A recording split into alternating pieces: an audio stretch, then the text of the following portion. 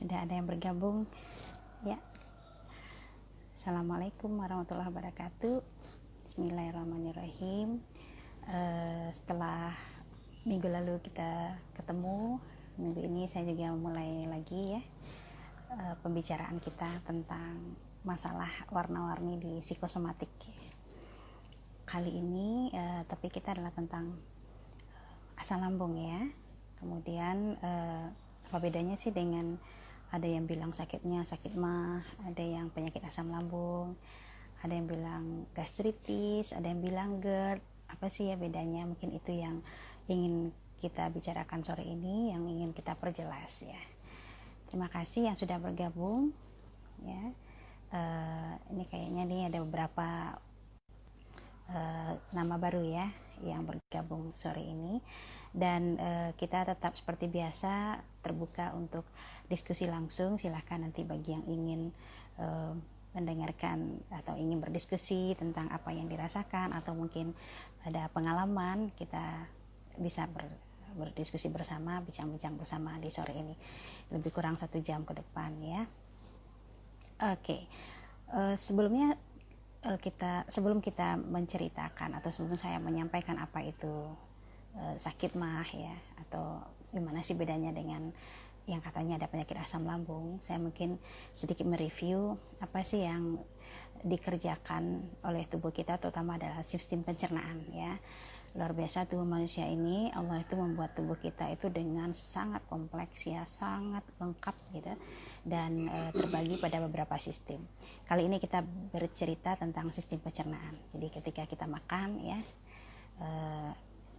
udah mulai dari gigi kita itu sudah mulai bekerja ya. Ada yang memotong ya, memperkecil, kemudian ada enzim-enzim pencernaan di sana ya. Ada enzim yang nanti sudah membantu proses penguraian makanan ya. Dan kemudian makanan kita akan lewat ke saluran yang namanya esofagus, semacam tabung yang panjang ya, yang berdekatan atau berdempet dengan saluran nafas kita juga ya. Kemudian di belakangnya ada tulang belakang kita. Nah, kemudian masuk ke lambung. Di lambung makanan semakin dihaluskan, dilumatkan. Jadi nanti produk akhirnya makanan kita itu sudah kayak bubur. Dan itu tidak serta-merta karena gerakan lambung, tetapi disitulah salah satu perannya dari asam lambung ya, peran dari enzim-enzim yang lain, yang kemudian makanan yang kita makan itu kemudian akhirnya gampang dicerna, dan kemudian berlanjut ke usus halus ya, diawali dengan usus 12 jari yang juga nanti menampung ya aliran dari asam empedu, sehingga makanan kita yang terutama yang mengandung lemak semakin mudah dicerna.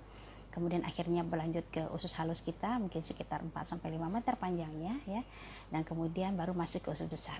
Nah, di usus besar nanti makanan kita itu sudah semakin diserap termasuk cairannya, sehingga dia akan zat-zat yang berguna tadi sudah diserap oleh usus, dan kemudian nanti di saluran usus besar kita tinggal hal-hal yang perlu dikeluarkan dari tubuh kita ya. Makanya idealnya nanti pengosongan lambung kita itu 6-8 jam. Ini juga sudah pernah saya sampaikan dalam pertemuan kita sebelumnya ya.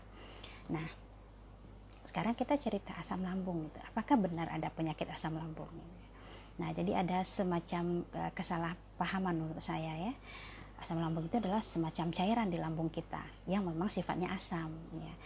Dia pH-nya sekitar 1,5 sampai 3,5. Itu pH itu menunjukkan derajat keasaman satu cairan. Nah, pH yang asam itulah nanti yang memang berada di lambung. Nah, itu dibutuhkan. Jadi bukan berarti asam lambung itu kalau ada itu penyakit. Nah, ini yang saya sering temukan ya pada pasien-pasien yang datang ke saya, terutama yang bermasalah psikosomatis, sering datang dengan mengatakan bahwa saya kena penyakit asam lambung. Asam lambung saya naik, Dok ya, sehingga mulut saya merasa asam. Jadi adanya asam lambung itu menimbulkan semacam ketakutan kayaknya. Nah, itu yang harus kita perbaiki dulu ya. Asam lambung itu justru dibutuhkan ya, tapi memang ada kondisi yang kemudian mungkin kadarnya sangat rendah atau bahkan kering ya, bahkan berkurang, atau dia memang berlebih gitu. Nah, itu dipengaruhi banyak hal ya, dan tidak semuanya karena stres ya, walaupun sebagian besar problem di lambung itu sangat terkait dengan stres psikologis ya, stres emosional. Tetapi ada juga karena memang mungkin pola makan kita yang seperti saya bilang tadi, setiap 6 atau 8 jam itu kita mestinya mengisi lagi lambung kita, karena dia udah kosong, udah diolah dan pasti turun gitu, pasti turun lagi ke usus. Tapi kadang-kadang karena pekerjaan, karena kesibukan, karena tidak sempat lagi lihat manajemen waktu kita yang nggak pas, sehingga kita sering telat-telat makan. Nah kemudian bisa juga jenis yang kita makan. Sekarang kan lagi asik tuh ya, ayam goreng dengan ini level pedas, level sekian, ada level 1, 2, 3 ya, macam-macam makanan yang ternyata itu memang enak banget ya kita rasakan. Kadang-kadang malah berkompetisi, tahan gak sih makanan pedas gitu ya. Tapi sebenarnya ketahanan kita di lambung kita kan pasti tidak sama ya. Jadi akhirnya terjadi proses-proses yang justru merugikan pada diri kita sendiri.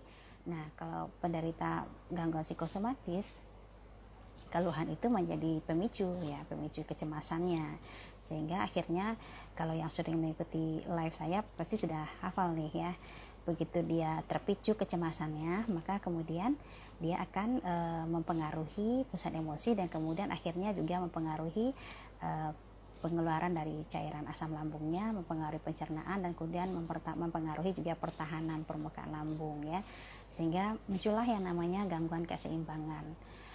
Gangguan keseimbangan antara benar ya, terlalu kecil suara saya. Mungkin headsetnya karena berganti ini. Baik, apakah ini sudah cukup jelas? Wendy Ilham mengingatkan saya ini suaranya agak kecil katanya ya. Saya perbaiki, agak keraskan sedikit mungkin ya. Nah, jadi kembali tadi saya sudah menyampaikan di awal apa proses pencernaannya, proses makanan itu masuk ke dalam tubuh kita ya, dan kemudian apa pentingnya asam lambung. Jadi kembali saya sampaikan bahwa asam lambung itu adalah cairan yang memang harus ada di dalam lambung ya. Jadi bukan sesuatu yang membahayakan ya, dalam kondisi yang harus kita pahami, bukan sesuatu yang membahayakan. Makasih sudah jelas. Terima kasih.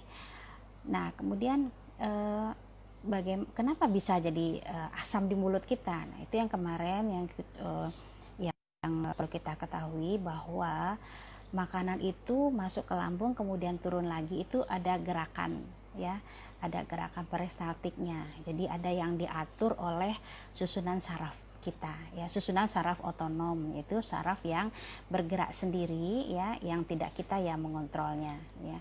Jadi ada dua jenis susunan saraf kita. Nah, saraf otonom inilah yang kemudian akhirnya membuat gerakannya bertahap ya. Makanan itu dalam tempo sekitar 6-8 jam kemudian diturunkan, dikeluarkan, dan akhirnya kosong. Jadi sebenarnya idenya kita mengkonsumsi sesuatu itu ya dalam makanya 3 kali sehari pas lah ya jadwal makan kita ya, 6-8 jam.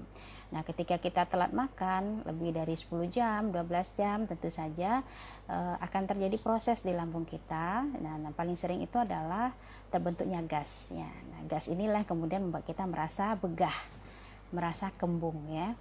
Nah, kemudian makanan yang seperti saya cerita tadi ya, makanan dengan pedas yang berbumbu tajam ya, kemudian jenis makanan itu sudah memang asam ya, ada orang-orang tertentu yang suka itu, emang enak ketika dinikmati, tapi kemudian mungkin ada mempengaruhi keseimbangan di permukaan lambung kita. Nah, timbulnya keluhan yang berbagai macam tadi disebabkan karena adanya gangguan keseimbangan di lambung kita. Jadi di lambung itu ada faktor yang bersifat agresif ya, dan ada yang bersifat defensif. Agresif itu yang bisa merusak permukaan lambung, yang defensif itu menjaga ketahanan permukaan lambung ya.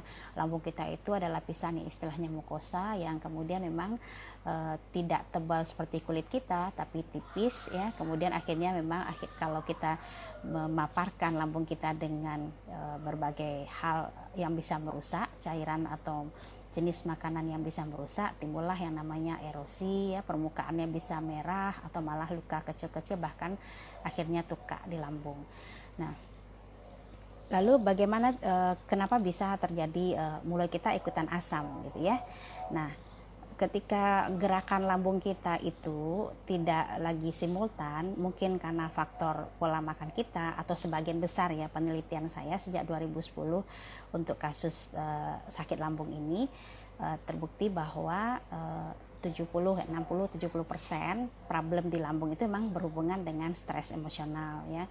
Nah, ketika diteropong ya, cara untuk mendiagnosisnya kelainannya apa, maka dilakukan kegiatan namanya pemeriksaannya esophagogastroduodenoskopi. Jadi dimasukkan alatnya lewat mulut, di ujungnya ada kamera, dan kemudian nanti akan terlihatlah seperti apa bentuk permukaan lambung kita.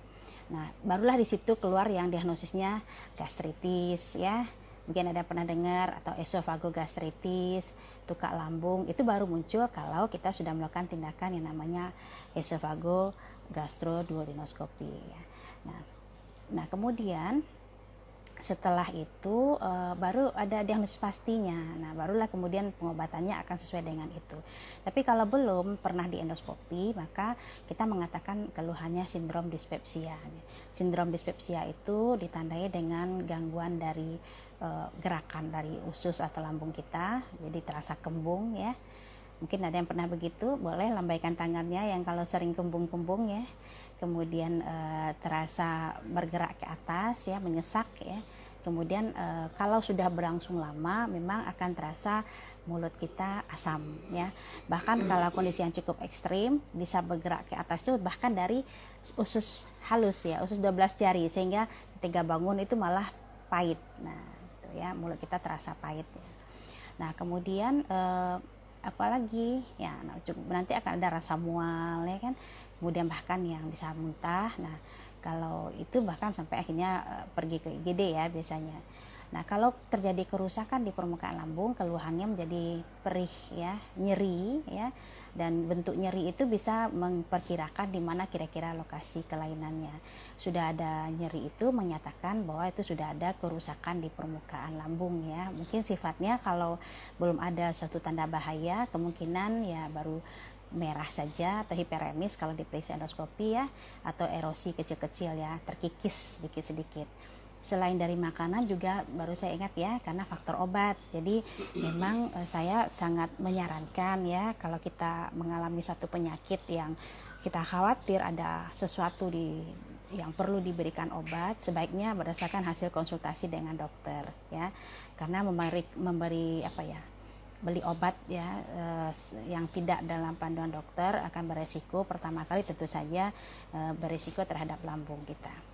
Baik, ini sudah semakin banyak bergabung, terima kasih. Ada teman-teman saya juga nih, Aan ya. Assalamualaikum Aan ya. Bagi teman-teman yang ingin berdiskusi silahkan sampaikan untuk bergabung dengan video langsung, nanti akan saya terima ya, kita bisa ngobrol. Baik, saya lanjut pada cerita tentang bagaimana membedakan keluhan apakah sudah ada kelainan secara fisik ya.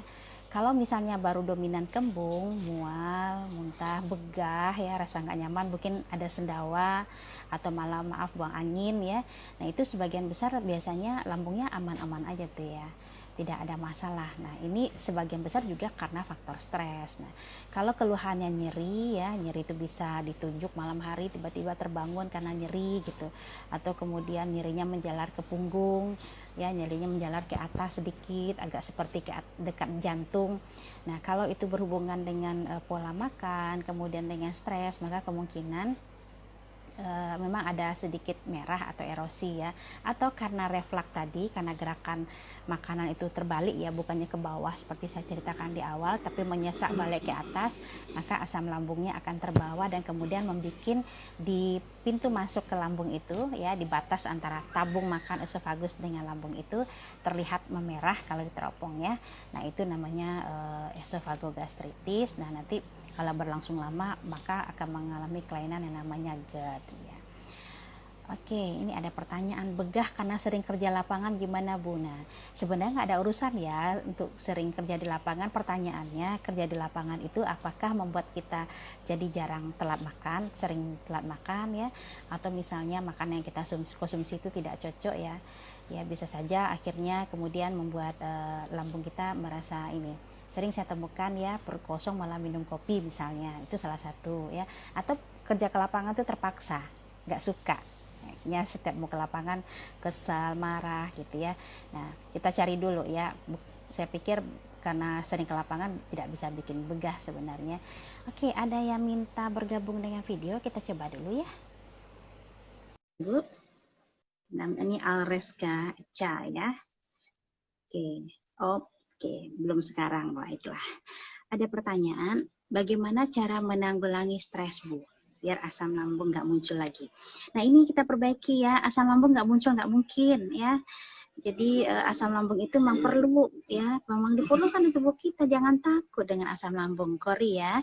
Jangan takut dengan asam lambung ya, karena itu memang kita butuhkan. Cuman bagaimana caranya supaya asam lambung kita tidak memproduksi mungkin terasa lebih asam atau jumlahnya lebih banyak yang mempengaruhi rasa nggak nyaman karena stres. Nah, mungkin itu bisa Ibu jawab ya. Nah, kalau kita memahami kita stres itu bagus. Itu dulu ya. Kita mesti paham bahwa penyakit saya ini memang karena saya lagi stres. Apa sih itu stres? Stres itu ketika kita memberikan respon yang sebenarnya tidak spesifik saat kita mengalami hal yang mengancam atau tidak nyaman ya. Nah, di saat seperti itu sebenarnya tubuh kita bereaksi ya. Jadi tidak hanya lambung, dimulai dengan proses di otak kita, di sistem emosi kita, di hipotalamus ya, kemudian akan memicu hormon-hormon stres kita, kemudian juga mempengaruhi sistem saraf otonom sehingga akhirnya tadi terjadilah gangguan keseimbangan di permukaan lambung sehingga timbullah gejala-gejala seperti sakit mah kalau awam bilang ya. Tapi kalau di kita di medis menyatakan itu sindrom dispepsia. Jadi Kori dan teman-teman yang udah bergabung ya, kita mulai merubah pendapat bahwa asam lambung itu nggak boleh ada. Itu nggak benar ya. Asam lambung itu justru kita butuhkan untuk menguraikan, untuk mengolah ya, untuk proses pencernaan kita. Jadi ya ketika kita menyadari ya problem di lambung kita karena stres, dan disitulah yang perlu kita lakukan pengelolaan. Nah, bagaimana mengelolanya? Pertama, kita paham memang kita lagi stres. Yang kedua, lihat stresnya itu apakah sesuatu yang memang berasal dari kita, cara kita yang menanggapi masalah itu yang belum pas, atau memang tekanan itu besar. Nah, sebenarnya tubuh kita atau Allah itu sudah membuat respon pada tubuh kita dalam menghadapi stres ya.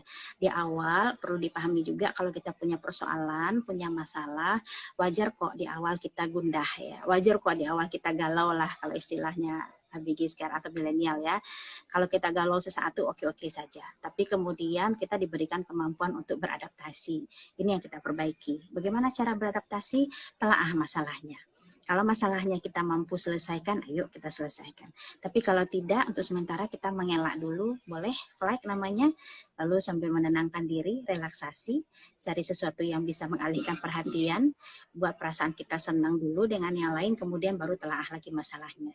Bila kita mampu menyelesaikannya, tuntaskan. Kalau tidak, minta bantuan orang lain. Ya, Ibu siap kok kalau ada yang mau menjapri, silahkan ya, melalui Instagram boleh konsultasinya atau melalui WhatsApp ya. Jadi itu butuh waktu loh, tidak bisa sebentar ya. Mampu untuk mengelola stres itu bisa dipelajari ya, bisa dilatih dan butuh waktu. Kadang-kadang itu yang masalahnya, nggak sabar ya, dan kemudian merasa bahwa ini masalah tidak akan selesai, dan akhirnya kemudian malah kita merasa tidak terbantu dan kemudian larut dalam masalah-masalah itu, dan kemudian semakin dipicu ketika ada rasa sakit yang menyertainya ya. Kira-kira begitu Kori ya, mudah-mudahan bisa menjawab. Nah, terus ada pertanyaan dari Fikri Irka ya, kalau udah sering muntah-muntah gimana Bu? Apa ada masalah dengannya? Nah, ini perlu saya terangkan juga ya. Ada tanda bahaya ya yang harus kita ingat, alarm simptom ya. Nah, bila kita setiap saat itu misalnya muntahnya nggak terkendali ya, muntahnya cukup ekstrim ya, hampir setiap hari, sehari itu bisa berkali-kali, itu bukan lagi mah ya, itu bukan lagi sindrom dispepsia. Harus dicari tahu, mungkin ada masalah di sana ya. Jadi datang ke dokter untuk diperiksa ya. Kalau sudah berkali-kali mungkin ada sesuatu yang perlu dilihat ke dalam di endoskopi ya. Nah, tapi kalau misalnya baru mual ya, tidak sampai muntah-muntah hebat, itu mungkin masih ada hubungannya dengan pola makan, dengan beban kerja dan sebagainya. Kemudian tanda alarm yang kedua adalah berdarah ya. ketika kita muntah itu ada gumpalan darahnya, atau gumpalan darah sih itu artinya ada luka. Tetapi kalau misalnya berwarna hitam kayak air kopi itu perdarahan ya. Nah, atau malah buang air besarnya yang ada berdarah. Kalau gumpalan darah yang keluar saat buang air besar itu kemungkinan pecahnya varises atau ambeien ya. Tapi kalau dia bercampur dengan cairan yang keluar dari pup kita itu berarti ada lebih ke atas ya. Kalau hitam, nah itu berarti perdarahannya di lambung. Jadi dokter pasti akan nanya itu. Kalau kita cerita ada yang tidak nyaman di buang air besar saya dokter, maka dokter akan bertanya warnanya apa, seperti apa bentuknya. Itu untuk mengetahui di mana lokasi kira-kira problemnya. Tanda bahaya ketiga adalah berat badan yang turun drastis ya. Tapi ingat ini juga sering ditemukan pada kasus-kasus yang lain, misalnya pada penderita diabetes ya yang gula darah tinggi terus ya, atau pada orang yang alami stres, atau pada kasus keganasan dan yang lain. Jadi perlu dipahami tanda-tanda bahaya ini, dan itu artinya memang tidak boleh ditunda, harus segera dicari tahu dan diselesaikan. Kenapa? Karena semakin cepat kita menemukan problemnya, maka semakin cepat semakin cepat penanganannya dan semakin lebih baik ya. Oke, ini ada pertanyaan dari Mimi. Makan saya teratur Bu, tapi berat badan makin kurus ya. Baik. Ada pengalaman saya ya yang pasien yang menyatakan makan saya teratur kok Bu, bahkan makannya kadang sekali 2 jam, sekali 3 jam, dan kemana-mana bawa nasi ya. Kalaupun sekali 6 jam tuh kemana-mana bawa bekal. Sekarang pertanyaan saya, sekali makan cukup nggak? Ya, jadi makan itu mesti kita tahu berapa porsi yang jatahnya kita. Jadi ukurlah berat badan ideal. Kemudian kita akan cari berat badan ideal itu. Kalau tinggi badan kita di atas 150 ya, tinggi badan kurang 100 kurang 10%. Itu berat badan ideal. Nanti kemudian kalorinya dikali ya, dikali 25 dan dikali 30 kalau laki-laki, perempuan dikali 25. Itulah total kalori yang kita butuhkan dalam sehari. Lalu kita bagi 3 kali makan. Mungkin pagi kita kasih 20%, makan siang mungkin 40%, makan atau 30, 40, 30 ya. Sorenya mungkin 30%. Kalau terlalu banyak siangnya makan siang 40%, kasihlah 10% atau 5% untuk snack jam 10 sama jam 4 sore. Lalu hitung lagi ya, berapa karbohidratnya yang dibutuhkan, berapa proteinnya, lemaknya. Agak ribet ya. Nah, kalau agak ribet maka konsultasikan ke ahli gizi. Kalau Anda ke rumah sakit, kontrol dengan dokter, minta dikonsulkan ke ahli gizi di rumah sakit tersebut untuk konsultasi bentuk makanan, jenis makanan, jumlah yang dimakan. Jadi teratur itu bukan waktunya saja ya. Makan yang baik itu bukan waktunya saja yang diingat, tetapi komposisi yang kita makan, jumlah yang kita makan ya. Saya pernah punya kasus juga jauh berapa tahun yang lalu, tapi saya ingat terus ya, ibu ini penderita diabetes, lalu cerita ini saya gula darah saya sudah bagus, tetapi berat badan saya tambah turun. Ketika saya tanya, ternyata beliau memantangkan semuanya, dia hanya makan nasi dengan kuah sayur. Jatuhnya malnutrisi ya, kurang gizi ya. Jadi coba dihitung lagi ya, Mimi ya. Ini hitungannya sekarang lagi underweight ya, kekurangan gizi kah, kemudian mungkin komposisi makanan juga ya. Kadang-kadang karena takut gemuk, karbohidrat nggak dimakan, karena baca di mana-mana, lihat di mana-mana karbo itu bikin kolesterol naik, bikin jantung sakit, seperti itu ya. Rata-rata takut itu sehingga takut makan daging, takut makan telur, padahal sebenarnya kita butuh protein yang cukup dalam komposisi makan kita sehari-hari. Nah, ini ada pertanyaan lagi dari Ferry, kalau kembung terus sendawa cuma munculnya malam aja. Nah, munculnya malam saja ini apakah waktu tidur atau waktu agak lebih sorean itu gimana? Tapi yang jelas kalau menurut saya ini kemungkinan terlalu lama kosong lambungnya ya. Mungkin makan sorenya, makan malamnya terlalu cepat, atau malam malah nggak makan ya. Jadi tentu saja bisa saja gasnya memang lebih dominan. Dan untuk diketahui kalau gas terkurung dalam lambung itu tentu saja dia akan cari jalan yang terdekat ke atas ya, sehingga akhirnya sendawa ya. Coba perhatikan lagi waktu makannya. Nah, kalau puasa bagaimana Bu? Nih pertanyaan menarik. Banyak sekali penderita sakit lambung yang mengaku sakit mah ya, menghindari puasa. Ya, menghindari puasa karena makannya kan tidak puasanya kan lebih dari 12 jam. Jadi gini, memang proses pengosongan lambung kita tuh 6-8 jam ya.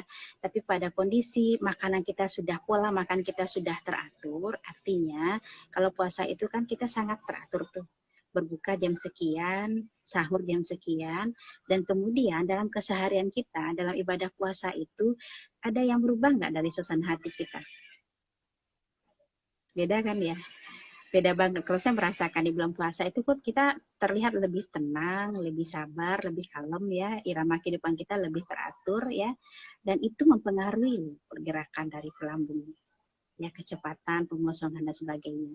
Jadi kalau begitu yang sakit mah ya, yang mengaku sakit mah, yang belum mau diendoskopi, coba deh puasa sunat ya, Senin Kamis, coba bedakan ya.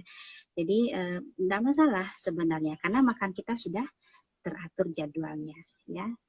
Oke, kemudian itu bisa menjawab ya pertanyaan tentang puasa. Masih ada lagi? Nah, perut tiba-tiba panas karena pikiran, bagaimana Bu? Oke, rasa panas atau heartburn ya, heartburn, rasa panas di ulu hati, itu dulunya bagian dari penyakit lambung fungsional ya, tapi sekarang dicurigai sudah menjadi penyakit organik atau GERD. Nah, itu biasanya terjadi karena proses yang sudah cukup lama ya, problem refluksnya. Tadi saya sudah cerita ya, lambung itu harusnya pergerakannya simultan ke bawah ya, jadi begitu makan masuk lambung, diolah sampai kayak bubur turun ya, diserap, dan kemudian 6 jam kemudian kita mungkin perlu makan lagi. Tapi pada kondisi tertentu maka itu akan karena stres tadi, terutama ada gangguan dari susunan saraf otonom yang mengatur motilitasnya, jadi refleks, sehingga akhirnya di daerah itu menjadi merah. Dan untuk kita ketahui, cairan yang 1,5 atau sampai 3,5 itu hanya yang kuat itu hanya permukaan lambung saja, tapi kalau sudah masuk ke bagian lain seperti tabung esofagus kita itu, dia sebenarnya nggak kuat ya. Secara teori dia hanya tahan dengan cairan pH yang lebih besar ya, 5-6. Jadi ketika yang asam itu naik, terjadi proses kerusakan jaringan di sana, dan inilah menimbulkan rasa tidak nyaman atau nyeri tadi, atau hangat atau panas tadi ya, heartburn jadi katanya. Jadi artinya gimana caranya? Berarti kita selesaikan masalah pikirannya, dan kalau perlu saran saya kalau sudah ada heartburn sebaiknya cari dokter penyakit dalam, minta diendoskopi aja ya, biar jelas problemnya sampai di mana ya. Semakin cepat kita tahu maka semakin cepat teratasi. Oke, silahkan kalau ada lagi yang mau, ada yang mau bergabung langsung, silahkan ya. Oh, masih ada yang mau nanya nih. Kenapa kalau capek berlebihan kok saya sering nafas menjadi sesak dan pikiran langsung kemana-mana? Ini dari Galang Bagus Cendana. Oke. Ya, iya. Ada kita kadang-kadang capek berlebihan, tapi kita nggak nyesek. Tapi ketika ada kita kadang hanya bergerak dikit tapi nyesek ya. Sekarang saya konfirmasi dulu nih sama Galang, atau bisa langsung ngobrol nih Galang nih, video yuk biar bisa ngobrol, bisa memastikan masalahnya di mana ya. Capek itu gejala dari banyak hal ya, problem dari banyak hal ya. Kemudian menjadi sering nafas jadi sesak itu juga bisa karena hal yang lain, mungkin tidak pengaruh capeknya ya. Jadi ini mungkin dua hal yang terjadi bersamaan ya, ketika merasa capek kemudian nafas menjadi sesak. Nah, coba ingat-ingat saat itu apakah memang irama kerja yang berlebihan sehingga ada upaya tubuh kita untuk mencari oksigen sebanyak-banyaknya sehingga akhirnya terjadi pernafasan yang lebih cepat, atau faktor kembung ya yang mungkin mempengaruhi gerakan dari nafas kita, atau faktor yang lain mungkin kelelahan ya. Kelelahan tentu tubuh kita akan mengkompensasi dengan upaya mencukupkan oksigen ke jaringan tubuh kita sehingga nafas kita terasa sesak. Dan pikiran langsung kemana-mana itu berarti keluhan ini menjadi sesuatu yang kita anggap ancaman ya. Galang mungkin waktu itu merasa ini penyakit sehingga akhirnya mungkin memikirkan ini apakah bukan masalah di paru-paru atau ada kelainan-kelainan lain yang kemudian akhirnya memicu rasa cemas dan justru memperberat keluhan capek dan sesaknya. Mungkin seperti itu ya Galang. Saya bisa jawab seperti itu ya. Ya, ada Dean, halo Dean, ada yang melarang Dean nih untuk masuk. Oke, ini pertanyaan dari Fernando. Assalamualaikum, waalaikumsalam. ketika asam lambungnya naik, bisakah menguranginya dengan minum air kelapa muda, Bu? Nah, ini jujur nih saya kurang terlalu paham dengan air kelapa muda ya. Oke. Kalau pengertian asam lambung naik ini ada dua nih yang saya lihat dari pemahaman teman-teman ya. Asam lambung naik itu apakah keasamannya yang bertambah yang dimaksudkan atau dia naik ke mulut kita. Ya. Jadi kalau keasamannya bertambah ya terlalu asam, kemudian ataukah dia reflux, itu berbeda ya, berbeda nanti prosesnya. Dan kalau menguranginya dengan minum air kelapa, saya tidak mendapatkan teori yang demikian ya. Kalau teorinya, kalau kami di kedokteran atau dokter pasti kalau asam lambung misalnya terlalu asam, kita akan beri penetralnya. Banyak tuh beredar merek-merek yang diberikan yang cairan putih ya, putih warnanya rata-rata itu diminum untuk penetral asam lambung ya. Saya kasih tahu misalnya Antasida, misalnya banyak mereknya ya. Nah kalau Anda Fernando nanti merasakan perutnya nggak enak, asam lambungnya merasanya mulutnya asam seperti itu, maka diberikan penetralnya dulu. Itu paling aman ya. Tapi memang tidak boleh dimakan terlalu lama. Makanya botolnya rata-rata dijual tuh kecil-kecil ya. Sekali kita memakai itu mungkin 2-3 kali udah habis. Karena sekali dibuka itu mesti dihabiskan ya. Nanti ada cepat sekali rusaknya ya, malah nanti punya masalah baru. Dan sebaiknya saran saya itu tidak dikonsumsi lebih dari 6 bulan. Jadi kalau misalnya problemnya 1-2 minggu silahkan, tapi kalau sudah cukup panjang kita harus konsultasi ke dokter ya, dicari tahu penyebabnya. Nah, kemudian kita bisa mengkonsumsi juga obat untuk menghambat asam lambung keluar ya, AH2 inhibitor seperti ranitidin atau proton pump inhibitor namanya, seperti golongan omeprazol, lansoprazol itu. Itu pun juga dikonsumsi tentu dengan waktu-waktu tertentu. Tidak disarankan juga menggunakan obat ini dalam waktu lama walaupun cukup aman ya. Jadi artinya ketika dia terlalu asam sudah diblok ya, produksinya diblok, keluarnya ke permukaan lambung juga diblok, kemudian ada juga yang menetralkan. Mestinya kalau memang problemnya itu karena sesuatu yang kita makan, 2-3 hari mestinya sudah perbaikan. Apalagi nanti kalau ada dokter kasih obat ya, sirup yang bersifat melindungi permukaan lambung atau sifatnya sitoprotektif namanya, seperti mereknya merek generiknya Sukralfat, mungkin pernah ya sering dapat ya yang warna pink. Nah, itu gunanya untuk menyelimuti permukaan lambung sehingga akhirnya cairan asam tadi tidak menimbulkan rasa, sensasi dan nyeri dan sebagainya gitu ya. Baik, makasih Bu dari Kori. Oke, mudah-mudahan sudah terjawab ya. Oke, masih adakah yang bertanya? Oh iya, sebentar. Ini kayaknya udah tadi ya, perut tiba-tiba panas karena pikiran. Bagaimana harusnya? Tadi saya sudah jawab. Ini ada yang bertanya. Bu, mitos atau fakta kalau kita menjaga sarapan pagi kita dengan makan nasi, bukan roti, menghindari kita dari sakit mah? Oke.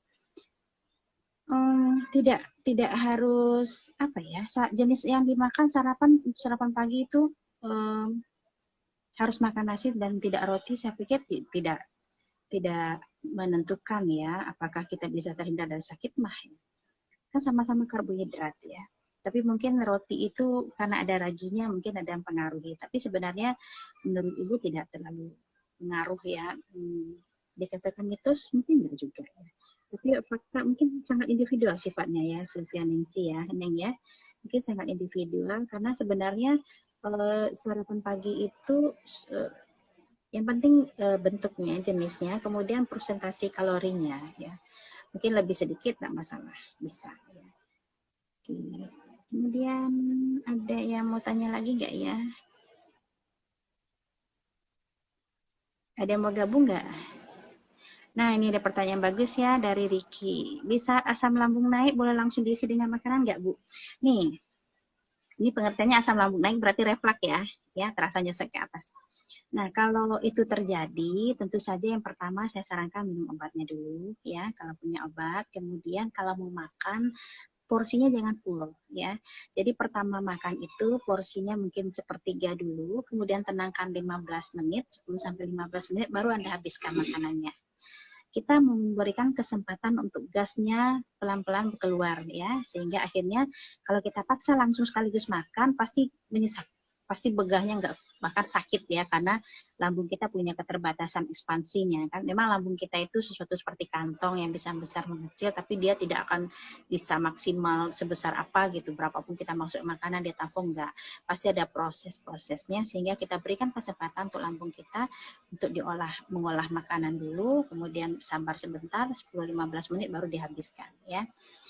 Makanya kadang ada pesan dokter ya, kalau lambungnya lagi bermasalah, porsi kecil tapi sering. Nah, tapi kadang-kadang ternyata ini juga jadi suatu kesalahan ya dalam beberapa pelaksanaannya, sehingga berbulan-bulan itu makannya hanya 2 sendok setiap 2 jam. Oh, itu juga nggak pas ya.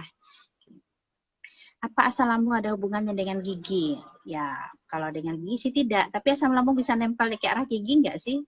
Bisa saja ya, ketika refluksnya itu sudah cukup lama ya, dia asam itu bisa mempengaruhi gigi kita ya, bisa terasa asam di mulut kita, tentu saja akan mempengaruhi gigi kita, mungkin ada yang sensitif untuk itu sehingga terjadi macam-macam efek ke giginya. Tapi apakah hubungannya langsung? Tidak ya. Oke, sudah. Sukses selalu Uni. Oh ya, makasih. Sukses buat kita semua. Ini cerita COVID nih kayaknya. Kalau tes swab aman nggak nih saat kita pernah menderita pneumonia? Takutnya ntar dibilang COVID. Oh, kalau kita pernah ngalamin pneumonia, saya jawab aja ya, walaupun nggak topik kita saat ini, tapi nggak apa-apa ya. Kalau kita pernah dulu pneumonia, artinya sekarang tidak ada lagi tuh infeksi yang dari bakteri atau virus saat itu. Jadi kalau misalnya kita swab sekarang, memang sesuai dengan apa yang ditemukan saat ini. Gitu.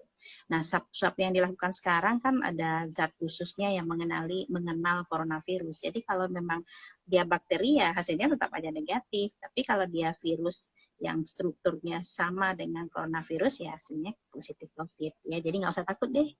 Di swab aja kalau memang ada urusannya, kalau memang ada risiko ya. Oke, ini dari Padang Prelove ya. Bagaimana cara mengatasi gangguan psikosomatik akibat asam lambung saat kambuh, punggung sakit, sesak nafas, dan seperti orang dikejar-kejar? Oke, inilah yang saya sampaikan tadi, bahwa memang kalau masalah di lambung kita itu memang akan ada rasa tidak nyamannya sampai ke punggung, itu bisa.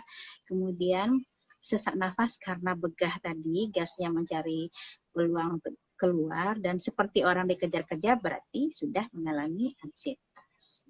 Gimana cara mengatasinya? Kita kenali dulu jenis gangguannya itu apa ya, terus problemnya itu mengenai apa. Nah, jadi ada tuh tahap-tahapnya.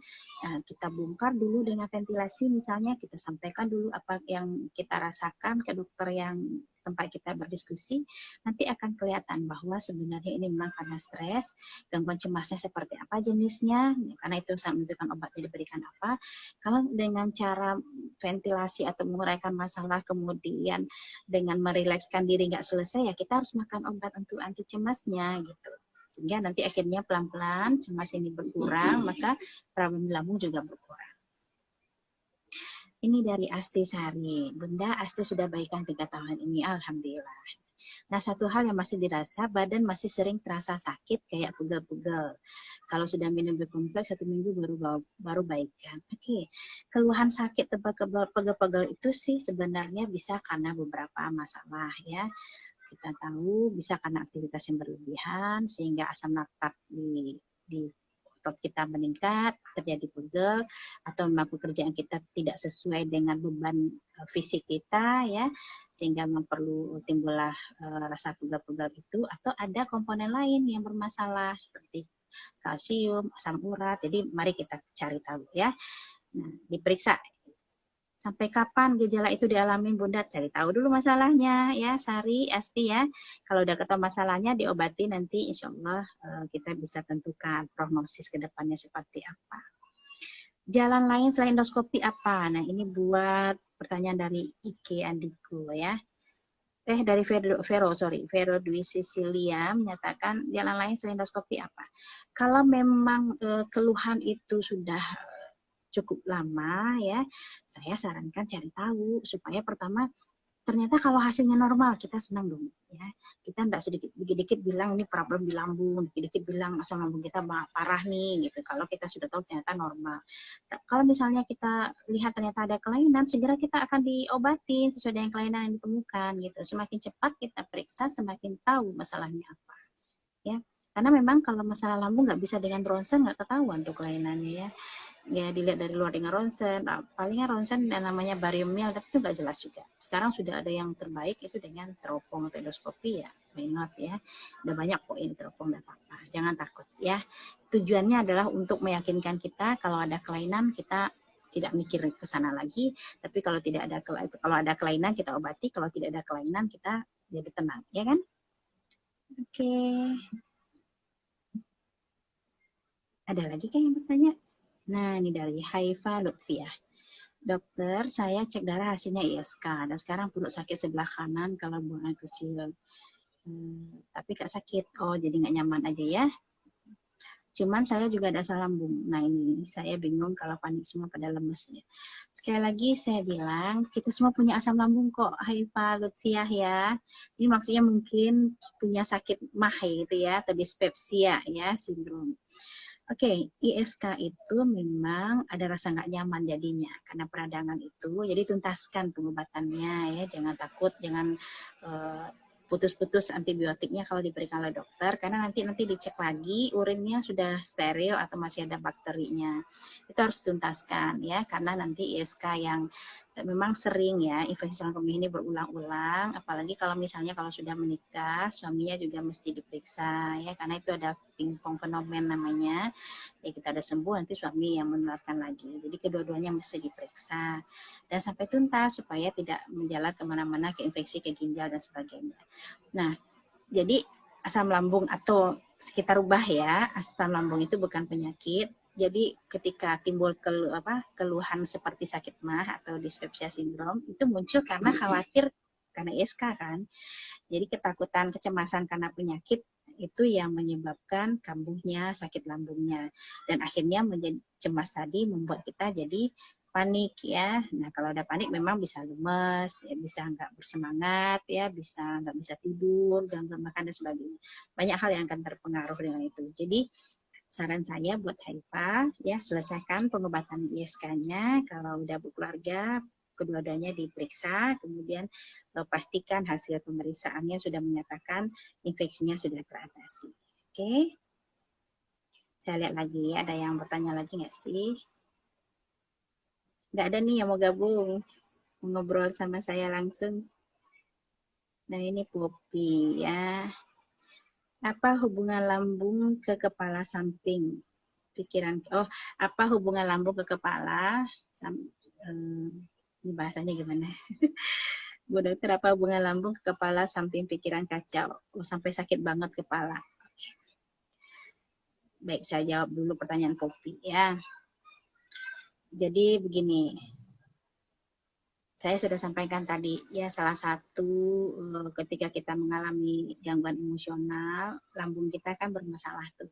Nah, lambung yang bermasalah tadi kemudian memberikan sensasi yang nggak nyaman ya, sering ngomong gitu ya Pupi kita ya, sensasi yang nggak nyaman, kemudian akhirnya memicu lagi suatu pikiran negatif ya, pikiran negatif di kepala kita. Nah sebenarnya yang bereaksi tidak hanya lambung ya, begitu kita punya pikiran negatif, ada reaksi di tubuh kita terhadap stres, maka yang bereaksi juga termasuk jantung kita ya, mungkin lebih denyutnya menjadi lebih kencang.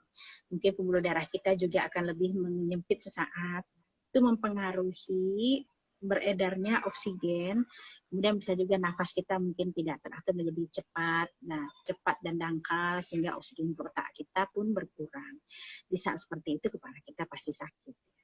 Ibaratnya tubuh kita kalau kurang oksigen, misalnya ya kita pasang di ujung jari kita ini karet gelang ya, itu nggak lewat tuh darahnya tuh.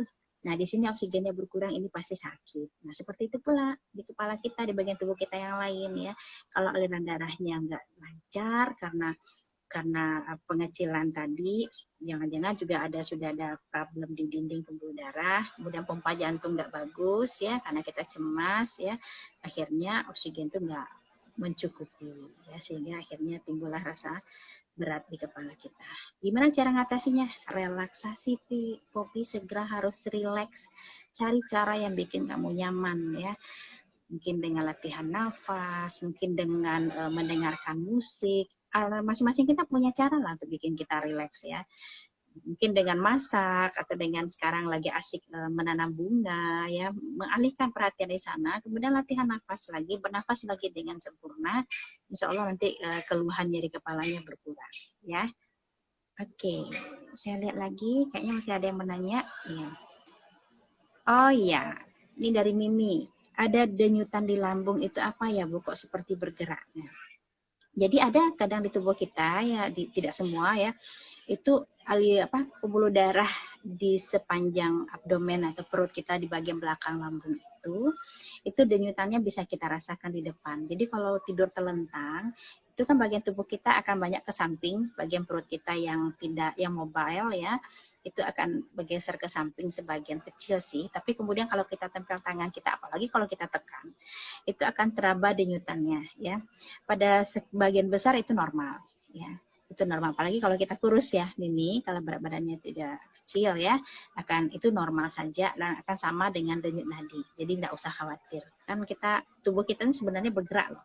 Sadar nggak sih kalau sekarang lagi saya ngomong ini, saya nggak sadar kalau jantung saya memompa, kalau paru-paru saya kembang kempis ya, kalau darah saya mengalir, ya nggak? Kalau ususnya juga bergerak. Itu semuanya adalah menyatakan bahwa manusia itu memang bergerak ya. Oke. Baik, kita lihat lagi, masih ada yang nanya. Oke. Oh, saya dapat salam dari Dr. Salius Silih dari SPPD, dari RSUD M. Yunus. Di Palembang ya ini ya, M. Yunusnya kalau nggak salah Athena ya. Asti, makasih, salam kembali buat beliau ya. Oke.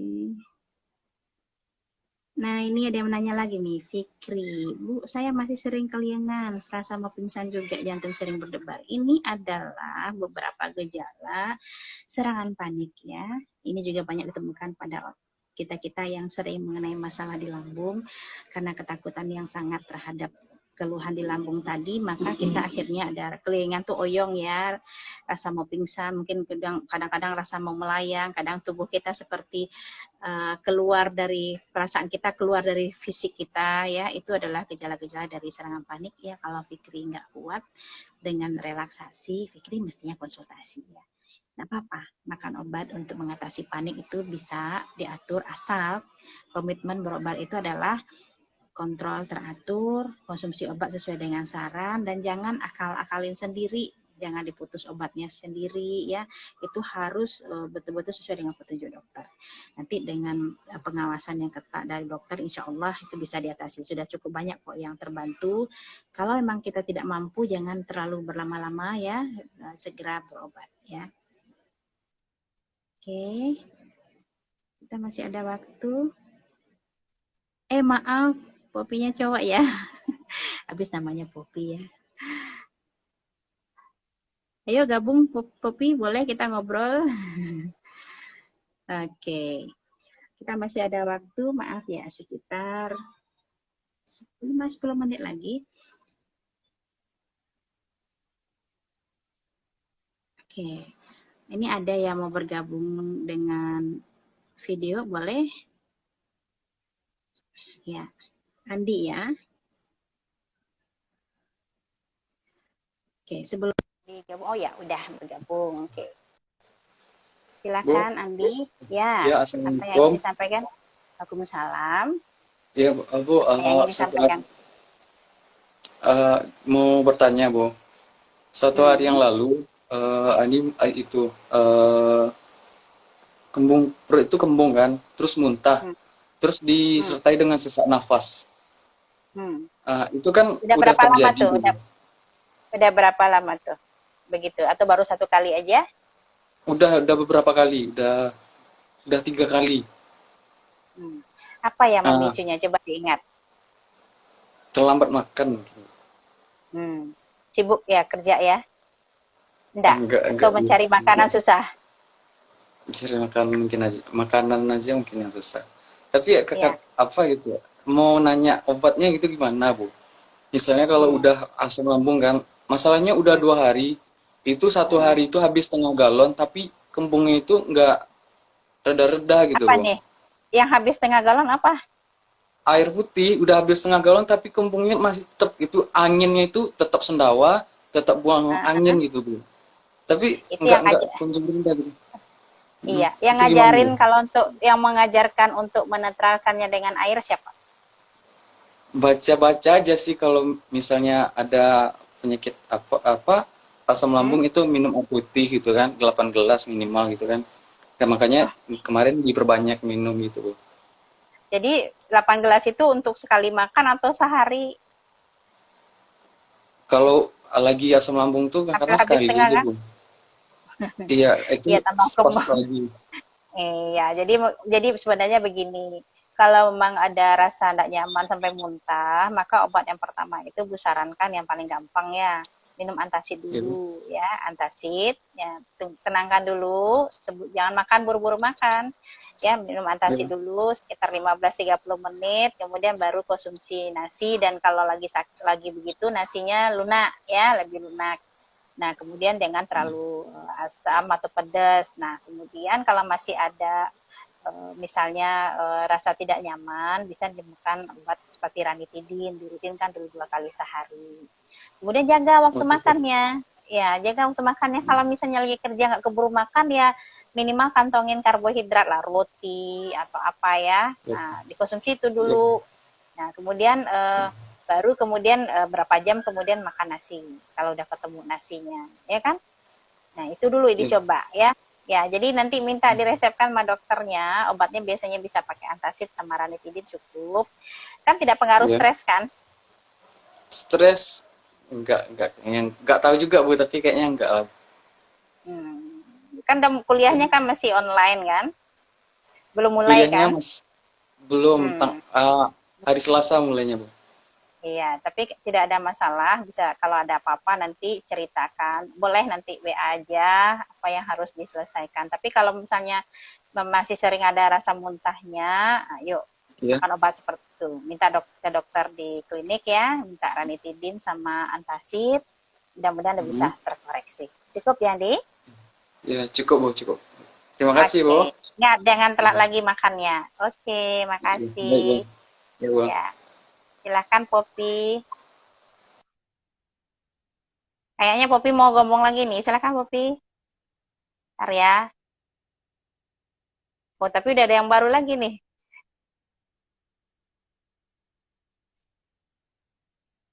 Oke, saya tambahkan dulu ada Fikri mau bergabung. Mudah-mudahan masih keburu.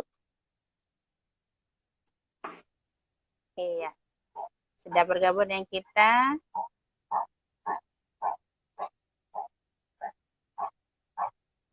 Halo, sinyal kayaknya. Halo, Ya, Fikri. Ya, panggilannya benar nih, Assalamualaikum Bu. Fikri atau siapa? Ya, Ya, Waalaikumsalam. ini Fikri Bu, pasien nih Bu nih Bu. Ya. Oh iya, nggak kelihatan wajahnya. Belum muncul wajahnya. Iya ini Gimana juga nggak tahu. ceritanya? Itu kan kemarin saya kan dirujuk ke RSCM yang operasi yang matanya bermasalah juga Bu, Hmm. yang ansietas. Lalu gimana? Ya, gimana sekarang? Sekarang matanya tuh kemarin kan udah dioperasi di Jakarta. Kata Hmm. dokternya itu ada penumbuhan jaringan di retina. Hmm. Setelah Tapi udah dioperasi, selesai berarti. Hmm. operasinya udah selesai. Tapi karena gara-gara Oke. COVID saya nggak ada kontrol ke ke Padang Eye Center. Iya. Sekarang Jadi gimana yang terasa? ya sekarang sering-sering muntah gitu Bu. Kalau seandainya kerja udah sanggup jualan kan, tapi kalau Hmm. di waktu kadang kalau udah 1 jam berdiri itu kayak mau pingsan gitu, kalau duduk Kalau nggak apa. capek ya? Ya, Karena pengaruh capek ya? Tapi iya, matanya bagaimana? Terganggu nggak? Penglihatannya terganggu? penglihatannya emang nggak ada buram, Nggak memang masalah? sebelah sebelah kanan tuh Oh, memang sebelah. buram Bu. Oke, nah. Jadi gara-gara itu bisa loh bikin mual dan muntah, ya kan? Jadi Jadi ada ya gangguan keseimbangan dari penglihatan, berarti. Hmm. connect dia jadinya kan Bu. kemarin tuh Iya. udah pergi ke Unan mau kontrol sama ibu, tapi karena ansietasnya kambuh, pulang aja lagi. Udah sampai di Unan? Udah kemarin itu Bu, udah minta rujukan kan. Soalnya di Istiramah kan udah nggak ada lagi apa Iya, BPJS. iya, iya. Ah, Oh, di ya sana udah mau besok pulang. Selasa Rabu ikut datang lagi aja ya, Ibu Selasa Rabu. Tapi mungkin tidak, kadang-kadang ada rapat mungkin tidak bisa praktek Selasa Rabu. Tapi kalau setidaknya ada asisten Ibu ya yang bisa membantu. Jangan lama-lama, Itu jangan saya lama-lama kemarin ditahan-tahan. Heeh. udah sering masuk GD. Nah, kalau Karena sakit masuk cemasnya ya. IGD gitu. Jadi gini, jadi Ibu cukup bisa baca stasinya. Jadi saran Ibu, Fikri, kan ada memang masalah di mata yang sepertinya sulit untuk dikoreksi kembali normal seperti biasa. Maka Iya, ini diterima. Ya, Fikri harus mencoba beradaptasi dengan kondisi satu mata, buram, ya. Jadi iya, berusaha menerima, oke, kalau yang kanan bisa full, yang kiri mungkin 2/3 dinikmati gitu loh. iya, iya, Supaya iya. tidak memicu kecemasan itu. Jadi kecemasan itu terjadi karena rasa tidak nyaman itu masih menjadi problem buat Fikri ya. Dan jelas memang ada hubungannya dengan keseimbangan kita, sehingga karena kontras ya antara mata kiri dan kanan tidak sama, sehingga ada timbul rasa pusing, kemudian mual ya. Bisa jadi muntah-muntah. Oke. Iya, Bu. Jadi kalau sama Ibu, saran Ibu itu terima apa yang terjadi sekarang, bercoba beradaptasi, latih diri kita untuk bisa melihat dengan lebih tenang dengan kondisi yang mungkin tidak sama kiri dan kanan dan tidak jadi beban. Kalau jadi beban itulah yang memicu problem di lambung. Ada keluhan lambung terpicu lagi. Nah, Iya, bolak-balik di iya, situ iya. aja nanti, ya kan? Ya, Iya, oke, kemarin tuh masih masih kering apa, bersyukur Bu? masih bisa diperbaiki. Masih keringat dinginnya tuh berlebihannya kemarin, Bu. Ya, itu Ah, juga bagian jadi dari serangan cemasnya. jadi pikiran Vicky itu ke apa? Hmm. Takutnya ada batu empedu atau gimana gitu kan. Soalnya kemarin kan udah kena endoskopi di Siti Rahmah. Kalau Ya, endoskopi kan gastritis awalnya. Tapi karena ya, sekarang udah dibilang udah 1 tahun lebih kan, masih sering ya. muntah. Yang muntahnya tuh kayak asam, kayak lendir-lendir Tidak busa makanan gitu, lagi Bu. yang dikeluarkan ya. Iya, Iya, iya. udah air Karena tapi gas, pahit, berarti gasnya, ya, gas di pahit lambungnya asam-asam. berarti yang dikeluarkan. Hmm. Oke, kayaknya Pahit kita perlu asam. ketemu. Nanti bisa Ibu terangkan lebih Iya, iya, simpel iya. ya. Iya. Iya, Jadi Bu. bisa Ibu Iya. terangkan nanti supaya nanti Fikri bisa menikmati kondisi yang ada sekarang. Alhamdulillah masih bersyukur walaupun terlihat buram, Alhamdulillah tapi masih bisa diperbaiki ya. masih Itu dulu masih yang diperbesar ya. iya, Rasa masih bisa, syukurnya itu Bu. yang diperbesar. Kadang sekarang Hmm. masih bisa bawa mobil walaupun Nah, ganti-gantian sama istri kan. iya. Oke. Iya, Bu. Nanti kita Oke, Bu. diskusi lagi ya. Mudah-mudahan ada waktu kita Oke, Bu. ketemu. Oke, Siap. Oke, Bu. makasih. Ya, Sama, Bu. Assalamualaikum. Assalamualaikum. Ya, alhamdulillah ya untuk Fikri, alhamdulillah bisa teratasi satu masalahnya, tinggal mencoba beradaptasi dengan kondisi yang ada sekarang ya. Kadang-kadang memang itu caranya. Misalnya ya kita punya penyakit kronis di badan kita, atau taruhlah sekarang kayak pandemi nih, kita kena COVID, banyak sekali sekarang OTG ya, nggak ada gejala tapi ketemu tuh virusnya, atau teman sekantor ada yang terpapar, kemudian kita di tracing, kita ikut di swab, kita tiba-tiba positif juga. Maka yang saran terbaik buat saya tuh dari saya ya biar tidak menimbulkan masalah di lambung kita ya, tidak ada lagi keluhan penyakit yang lain, terima itu, dinikmati aja dalam tanda kutip, sakit kok dinikmati, tapi itu bisa menjadi salah satu cara buat kita tenang. Penyakit apapun, seberat apapun sebenarnya diberikan pada kita karena kita dianggap mampu mengatasinya. Itu sesuatu yang sudah kita pahami bersama. Di awal kita shock, di awal kita tidak nyaman, itu normal. Tapi segera kembalikan ke keseimbangan, segera kembalikan pada kondisi bahwa ini mungkin rezeki dari Allah. Kalau saya sering bilang penyakit itu rezeki. Ya, bukan ancaman, bukan bahaya, bukan sesuatu yang membuat kita mesti takut karenanya. Allah kasih kita suatu penyakit, itu adalah rezeki, dan kita mencoba beradaptasi dan memperbaiki diri. Allah sayang sama kita dicubit sesaat dengan penyakit, itu artinya Allah memberikan kita waktu untuk memperbaiki diri. Mungkin ada hal-hal yang selama ini yang kita lakukan tidak sesuai, yang kemudian Allah mengingatkan dengan cara seperti itu. Syukuri itu, ya. Coba kalau tiba-tiba kita kena stroke dan tidak bangun-bangun lagi. kita nggak sempat untuk bertobat dan sebagainya. Jadi sebenarnya penyakit karena masalah psikosomatis, masalah pikiran itu 50% lebih itu masalah sembuhnya dari kita sendiri. Oke, waktu kita hampir habis, tinggal 25 detik. Ibu praktek sudah ya Nes ya di Rumah Sakit Lunan setiap Kamis di eksekutif, Selasa Rabu di PJS ya di lantai 1. Ya, makasih sama-sama buat semua. Mudah-mudahan apa yang Ibu sampaikan ya, apa yang Buna. Kalau boleh teman-teman, adik-adik semua boleh panggil Buna ya, panggilan akrabnya. Nanti kita akan lanjutkan di IGTV, ini akan kita simpan. Nanti juga akan